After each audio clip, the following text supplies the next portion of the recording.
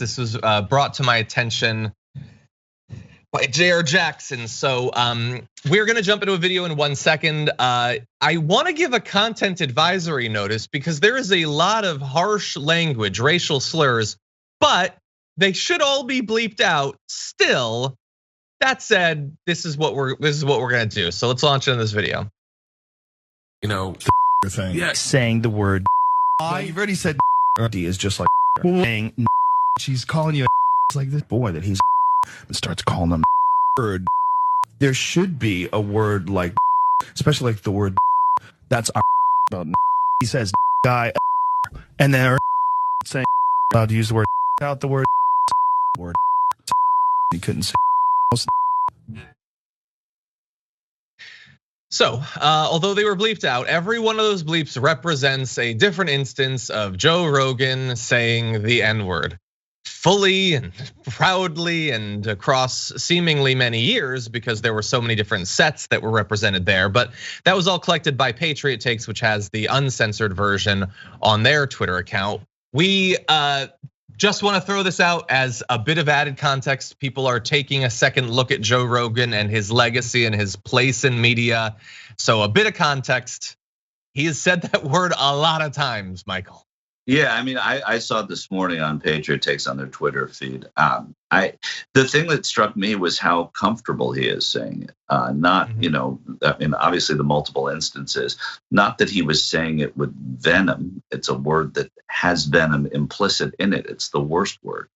But he was so comfortable saying it, whereas it gives everybody pause hearing it, or I shouldn't say everybody, it gives good thinking people pause just to hear it. He's so comfortable saying it, and it was really disturbing. It's really disturbing that so many people defend him. Yeah, I understand. So some people were defending him even in that thread saying, yeah, but they're leaving out the context. I mean, I like to think that I have an open mind and I can conceive of vast, complex worlds of possibility. How much context could there exist to say the word that many times? I mean, right. I've thought back on my life, Michael, and I can definitely think of 2 instances where I have heard that word said, like just outright a white person saying it. In a bar in Austin, this guy said it to me while talking about the Yankees. It was one of the weirdest experiences of my life. And a guy I knew growing up, I remember once said it to me while playing a video game. And there's the random people on Xbox Live that yell at you and all that.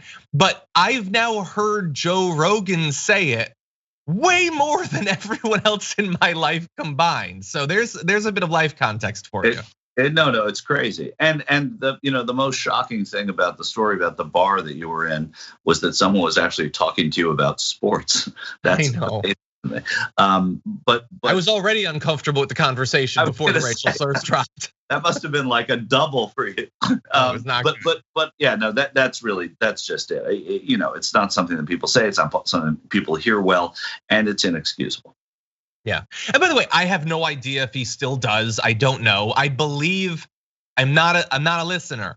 It looked like his current set was represented several times, but he might have been on that set for 3 or 4 years. I don't know how recent it's been or anything like that. And I understand, by the way, I was talking with Jared before the show. What's that? Does it matter how recent it was? I mean, I'm just putting it out there to stupidly, naively to try to rebut some of what the instantaneous knee-jerk defenders will say. I understand that there was a debate that I think is over now about whether it was appropriate years ago to quote it. So if you were saying that someone was saying it, should you say it then? And I was always uncomfortable with that. But I do not believe that that is what is happening here. I'm just putting it out there. I don't have much skin in the game for Joe Rogan. He's gonna be just fine.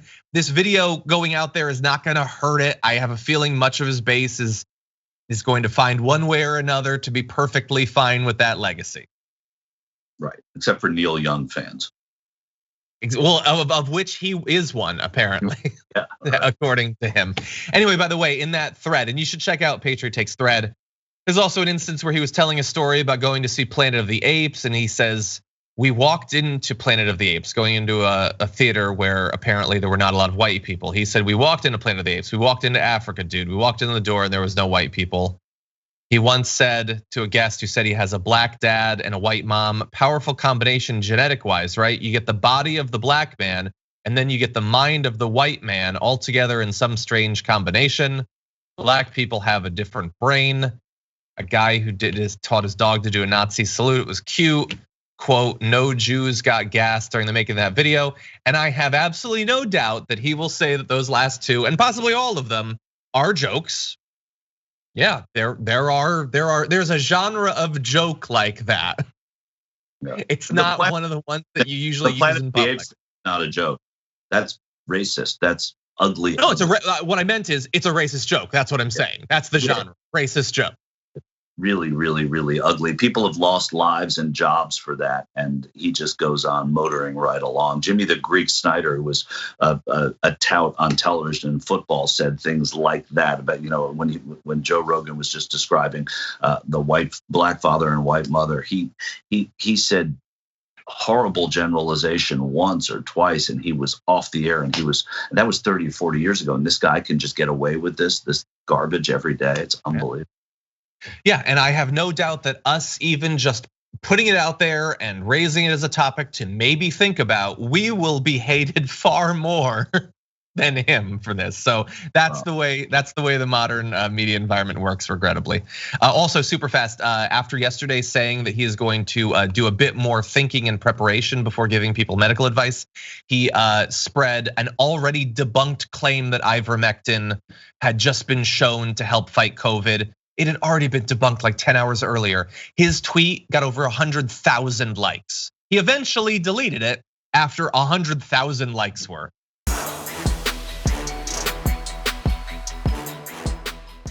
Check out the Damage Report podcast each day, wherever you get your podcasts, whether Pocket Casts or Stitcher or iTunes. You can join me as I give you the news and stories you want, with a range of co-hosts and interview guests jumping in on the fun each day. Again, that's the Damage Report, wherever you get your podcasts. And if you get them at iTunes, don't forget to rate and review. Sometimes I'll read them live on the show.